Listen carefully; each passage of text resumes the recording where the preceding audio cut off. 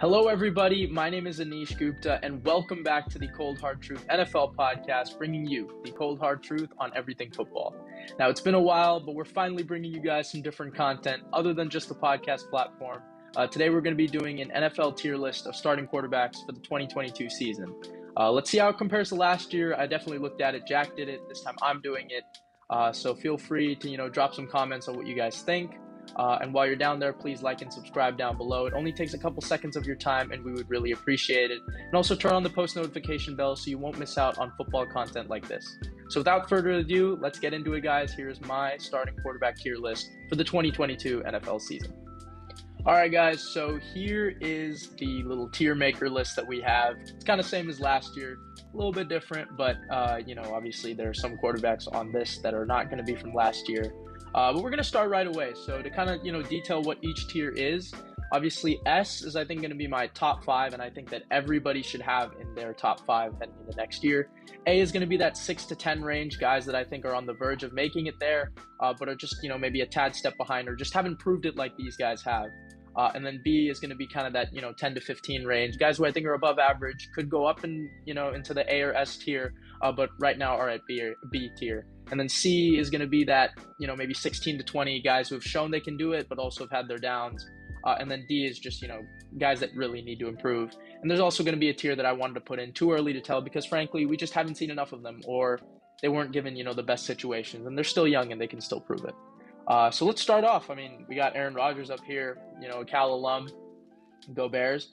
You know where we're putting him. We're putting him in S tier. I think he should be a consensus top 5 quarterback for anybody in any list you make. He obviously is back-to-back MVP.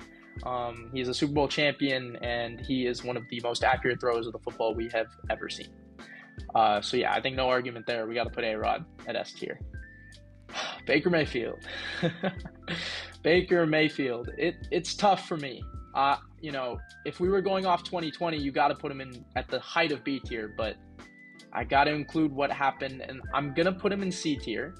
That's that 16 to 20 range, because he's had his ups and he's had his downs, right? And we all wanted him to sit because you don't want to put out bad tape as a quarterback.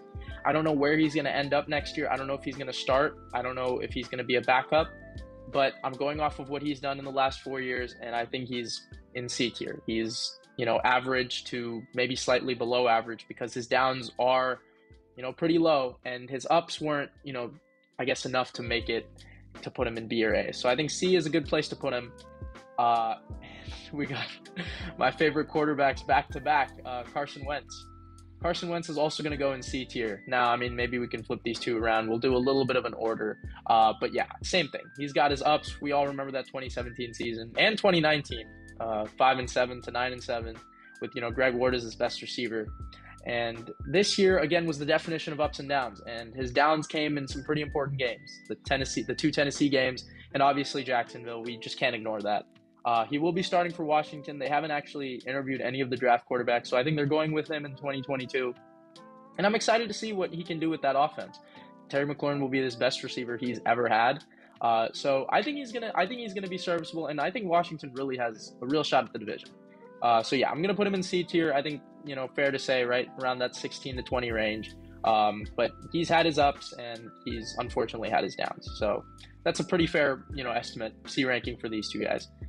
Dak is a really tough one.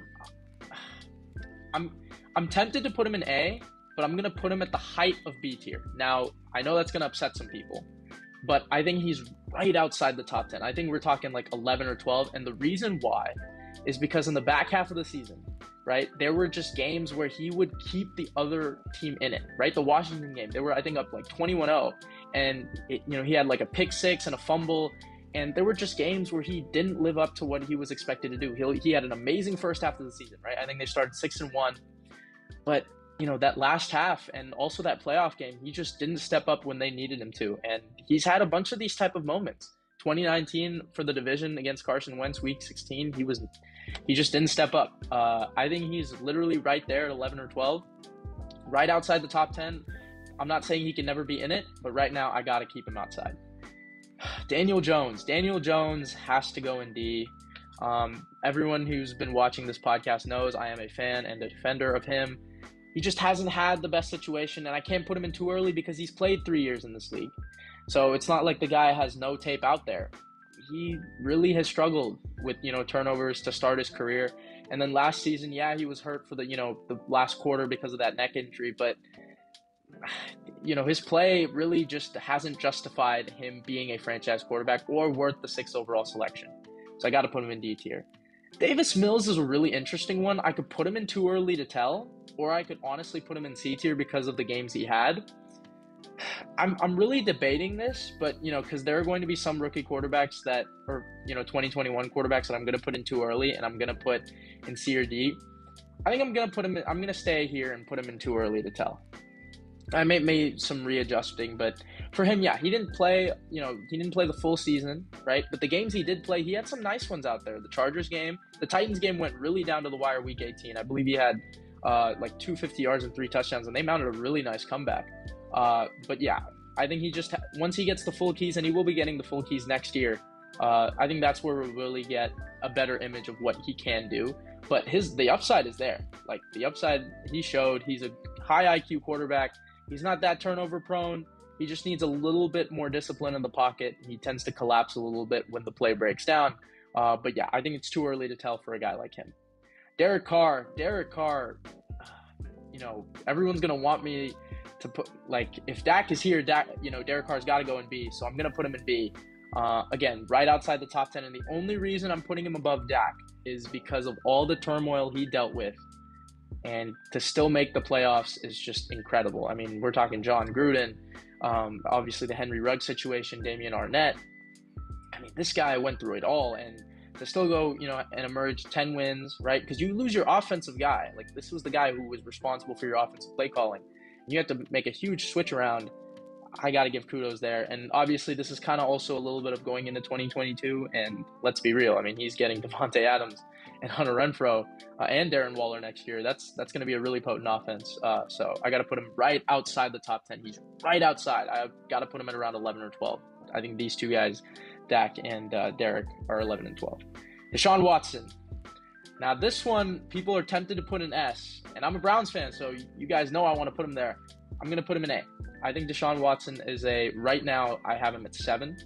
Just because I know he's been a year out of football, but my whole argument is we've seen guys with torn ACLs like Joe Burrow come back and be even better. Deshaun doesn't even have to go through rehab, and he added an extra year of rest on his body for a guy who runs a lot, tore his ACL twice. So to say he's not going to come back the same, I think is, pretty stupid.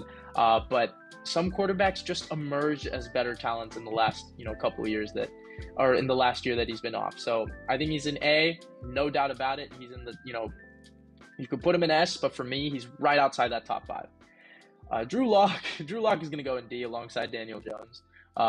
Two guys from the same class. Again, yeah, he had that cool stretch in 2019 where he went 4-1 as a starter, but since then just hasn't elevated his team. In the last game we saw him against the Chiefs, he played well, but again, I just don't think he's a franchise quarterback, and I think Seattle knows that too.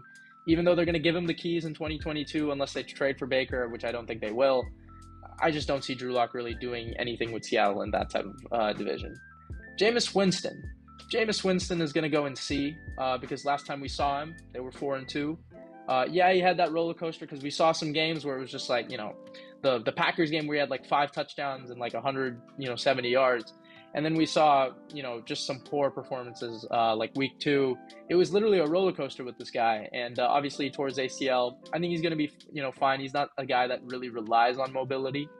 But yeah, we got to go and see because he's had a couple of good years. And obviously the 2019 season was the definition of a C-tier quarterback. 30 touchdowns, 30 interceptions, 5,000 yards, 7-9. So, I think that's what you're kind of getting from him. You're getting a guy with a higher floor than most, but a lower ceiling. Jalen Hurts is going to go right around here. Maybe, I'm going to put him right there. Order is kind of iffy. But yeah, this guy led his team to the playoffs in his first full year as a starter. And again, he's got, unlimited potential. But right now, we've seen his limits, right? As a passer, it's there. I mean, he was around 60% completion percentage. And you could see it in the Philly-Tampa Bay game. He just could not overcome a better defense. I mean, yes, they made the playoffs, but the teams he beat were, non-playoff teams. I believe they were 1-7 against teams that made the play, or the teams with the winning record, and the one win was against the Saints, who missed the playoffs. And I think Trevor Siemian was their starting quarterback. So he's got some room to grow, but I got to put him in C just because he's got the talent, and he's been getting better every year of his career since he first came into college. So again, like I said, sky's the limit, but right now I got to put him in C. Jared Goff's an interesting one. I feel like people would want to put him in D, but I'm going to put him in the back half of C tier just because I think he is a step above Daniel Jones and Drew Lock. And he was responsible for, all three of the Lions' wins this past season. And yes, he had an up and down year, but given the talent he had, just really rough. And I can't ignore the 2 Pro Bowl years he had with Sean McVay. Sure, he was a product of it, but I mean, to say he's not talented at all, I mean, he's got a big arm and he's a tall quarterback, right? Big, strong type of guy. And he's not that bad at decision-making. Yes, he has some questionable ones, but I'm going to put him in C tier. I think he's still a tier above Daniel Jones and Drew Lock based on what I've seen from him in the last, 5-6 years of his play. Jimmy Garoppolo. Oh, Jimmy Garoppolo. Okay. Based on where I put everything, I'm gonna put him at the top half of C. You guys know how much I love Jimmy G, so I might put him in B, but for him, again, it's the same thing. It's inconsistency, and a lot of the times he makes up for it on the final drive of games, but he also puts his team in that same situation. So, I mean, he can read hot zones like no other. He's a pretty good thrower of the football. Before the injury, I thought, he had some great potential, obviously in 2017 with what we saw. But you can see his limits in terms of talent. Throws on the far hash, he's just not that good at. He can hit an open slant, though. And he's 2 full years as a starter. He's gone to the NFC Championship and the Super Bowl. So I'm going to put him in that top half of C. I think he's like the 15th, right there, around there. I might change it up, but I think that's where he's going to go. Joey B. Oh, excuse my voice crack. Joey B is going to go right here, top of the A tier. I think he's right outside the top 5. And for him, you're gonna get mad in a couple seconds, but for him, what he did with that team, I mean, look, to overcome 9 sacks in a playoff game for me is just absurd. To overcome I think it was a 21-3 deficit, or it might have been around there, in the AFC Championship game was incredible. He's a winner. And look, as much as people hate on maybe, him versus Herbert, the type of debates, for me, it's what do I want a franchise quarterback to do? I want them to win, and he wins. He is a natural-born winner, and his intangibles are like no other. I'm putting him at the top of A tier, and yeah, I know it's controversial to put him above Deshaun Watson, but with what I've seen last year, for him to take that type of roster, which I thought was a bottom 12 roster heading into the 2021 season, and a lot of people did, for him to uplift that team like that, definitely deserves to be at the top of A tier. Joshua freaking Allen. Throwback to that nickname I gave him. Oh, come on. He's S tier for sure. And I love it because if we had done this list, in 2020 before the season had started, I mean, I was going to put him in B tier and everyone was going to hate on me. Because remember, I was on Josh Allen before a lot of these guys were. And now he is a bona fide top 5 quarterback. I love it. I love that everyone's praising him. It's harder for me now because, now everyone just agrees. I usually love talking about quarterbacks that are just iffy and, I'm like, oh, this guy can be good or this guy's not good. But yeah, Josh Allen is a bona fide top 5 quarterback. And if you don't have him in your top 5, I don't know what you're doing. Justin Fields. It's tough for me. Because I think I'm gonna put him in too early to tell. I don't want to put him in D because again, he the Pittsburgh game he had on Monday Night Football, the one where the taunting penalty on their linebacker cost them the game. That was the best rookie performance I think I've ever seen in real time by a quarterback. That was incredible. Or maybe of that year, but that was really impressive what he did against that Steelers team. That final drive. I think with 2 minutes to go, I think he took the lead. He looked like a professional quarterback out there, like a true franchise guy. And look, it's going to be tough for him in 2022. The Bears really haven't given him enough offensive personnel. But yeah, I think I'm going to put him in too early to tell. I just don't know where, I need a little bit more games out of him because he had his downs, right? That Bucs game was terrible. And the Browns game, dude, his offensive line was atrocious. So yeah, he's going in too early to tell. Justin Herbert. Justin Herbert's going to go right here. Yep. And I know everybody is going to be mad at that. He's going right there. I like Justin Herbert you can flip him. Okay. You can flip the two. Oh, yeah, you can flip the two. But for me, playoff football matters, and Herbert just hasn't played it yet. I just don't know what I'm getting from him. He is a terrific quarterback. He's got everything you want. He's got the physical tools. He's got the IQ. He's got the touch. He's got the velocity. He's got the deep ball. My only thing with it, and the only reason why I'm putting Burrow above, is just because I've seen what he can do in January.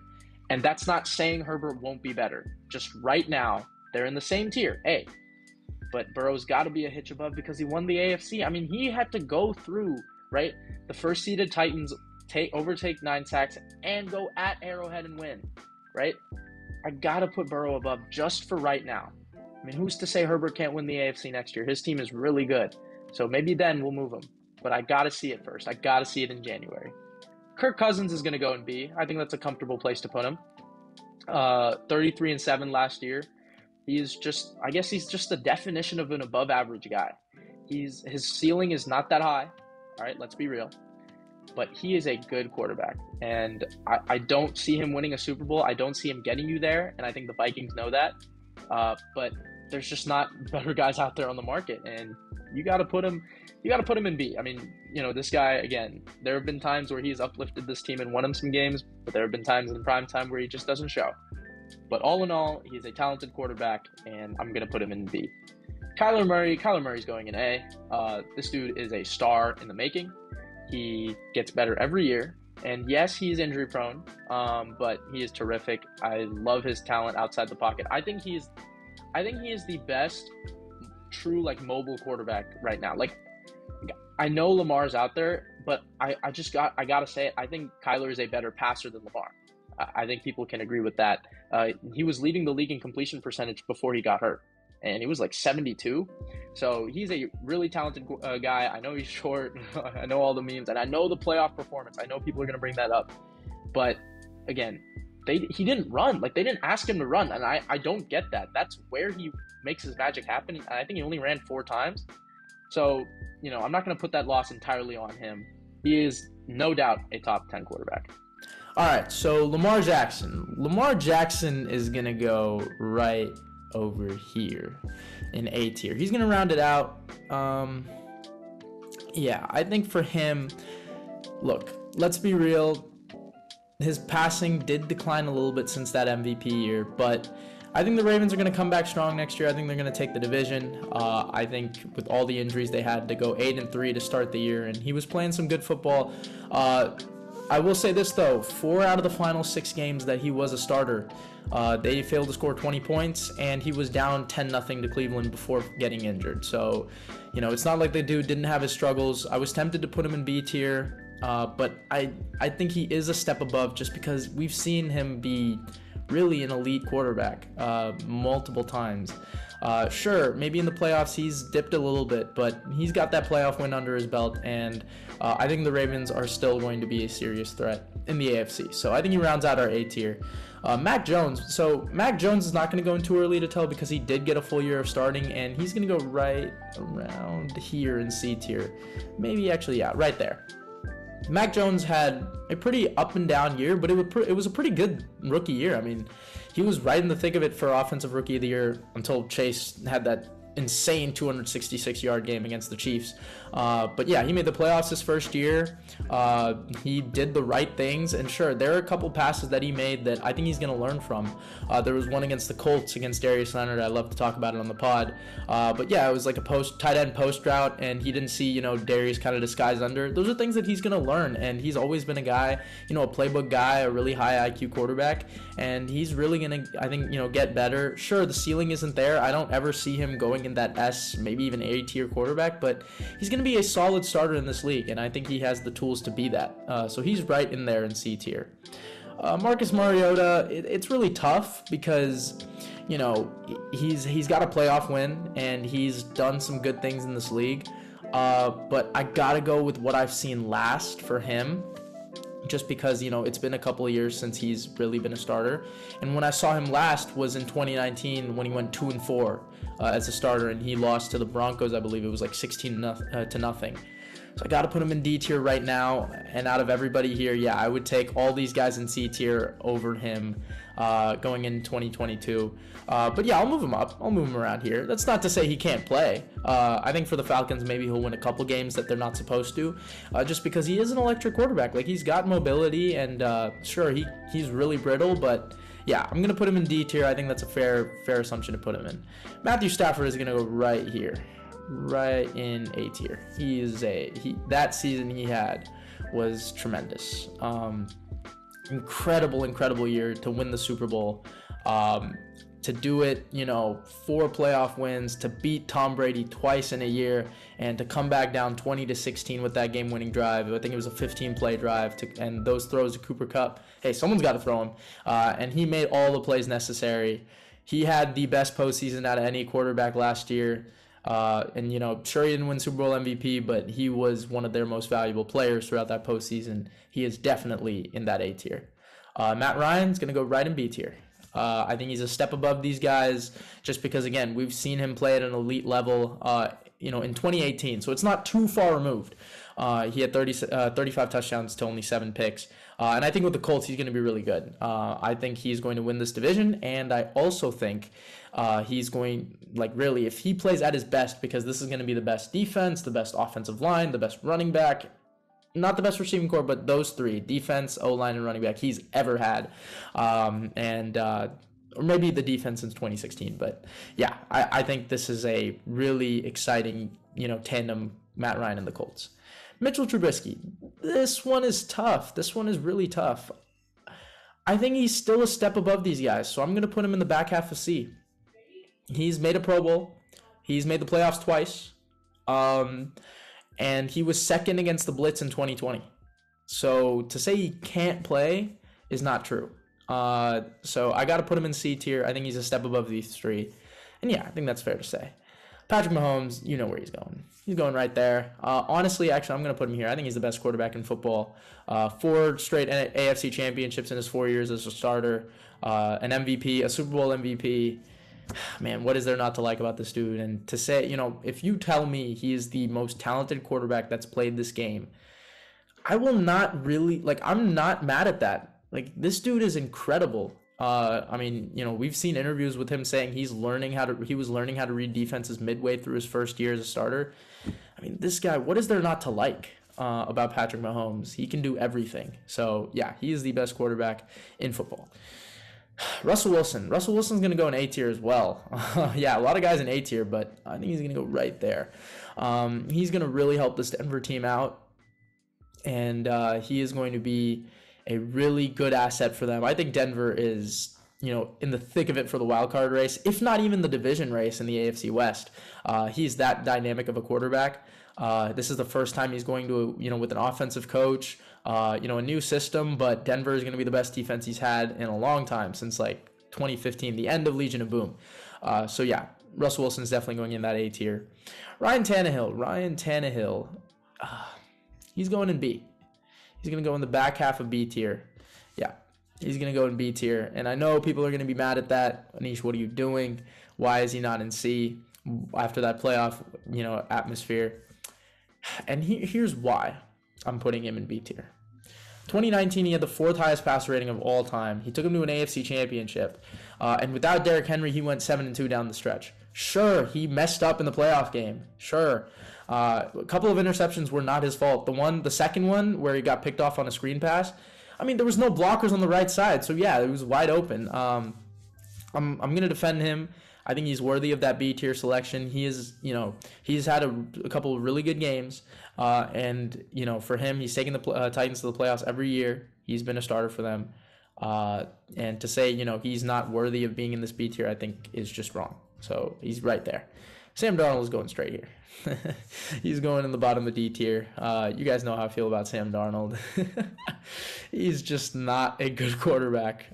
His mechanics, yeah, sure, have not been good since he's entered the league, and they've regressed. I just don't see him being a franchise guy ever again. And yeah, I know there were high hopes for him. He was the 3rd overall pick. Many people had him ranked number 1 in that 2018 class, but yeah, there's just not much there. Tom Brady, I've seen people not put him in the top 5.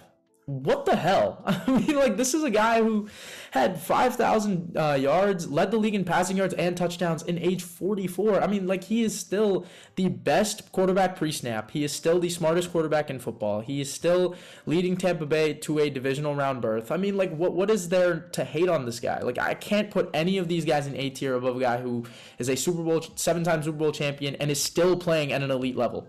Just completely disagree with anybody who puts him outside of the top 10. Outside of the top 5. Trevor Lawrence, I know people want to put him in D tier just because of the season he had. I'm going to go in too early to tell, and here's why. The personnel he was dealing with was awful. And yes, I am a bigger Trevor Lawrence fan than most, and I'm going to defend him a lot throughout this year. Get ready. But yeah, Trevor Lawrence, he's finally getting an RPO system with Doug Peterson, which he used in Clemson. It's going to be really beneficiary to him. And let's see how he does, with a offensive-minded guy and not a guy in Urban Meyer who brings just so much turmoil. He's obviously going to have a better offensive personnel staff around him, right? Christian Kirk may not be worth the money, but he's better than what he had. And he's going to get Travis Etienne back. Sure. He's not really supposed to be a number 1 back, but at least it's an extra weapon that he has. And I think the Jags will get a couple offensive weapons through the draft. Too early to tell. Another guy too early to tell, Trey Lance.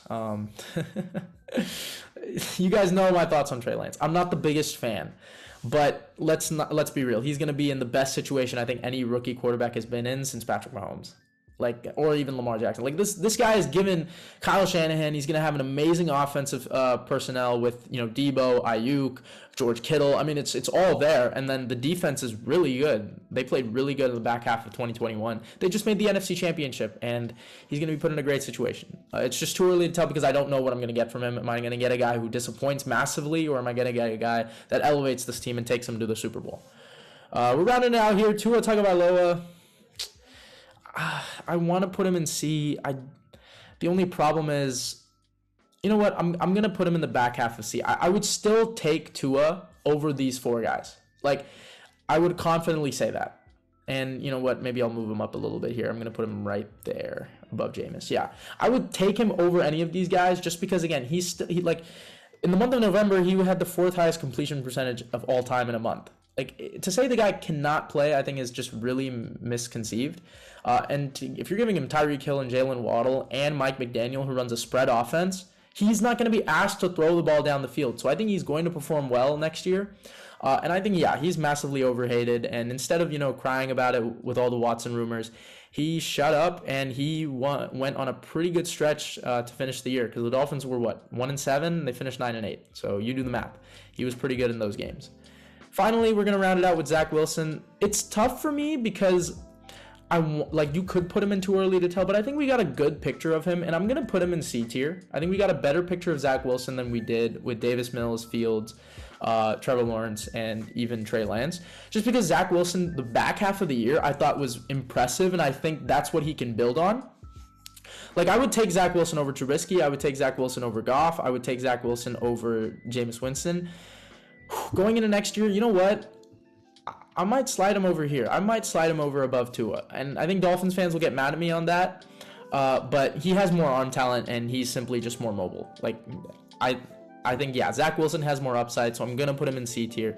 He's still far away from, Mac and all these guys in C tier. But, again, it's just he's had some ups that I can look forward to. We're going to do some final adjustments here. And first, what I'm going to do, just because these 4 in the S tier, I think, are undisputed top 5, and, people are going to probably, want a 5th one in there. I'm going to stay with these 4 in S, just because I think these guys are all, in a tier of themselves. I mean, people would obviously want me to put Herbert up here. I just don't know if he's in everyone's top 5. And, again, the Burrow guys have an argument, and I concede with that. Looking back, I think I might actually put Tua here just because going into next year, I think Tua has a better staff. I know I just talked about it, but I'm going to go with that. I'm going to move Trubisky over Goff if I can change that. I think this is the final list. I'm going to move GJ at the height of D tier if I can. Yep. Yeah, I think this is the final list. I like it. Let me know what you guys think. If there's any guys that you wanted me to move up, any guys that you wanted me to move down. I know I'm going to get some, talks about the Burrow-Herbert debate and even Deshaun Watson, but I think this is a pretty good list. This is a pretty solid list. So yeah, these are my quarterback lists. Thank you guys so much for watching. We've been the Cold Hard Truth NFL podcast, and we will see you next time.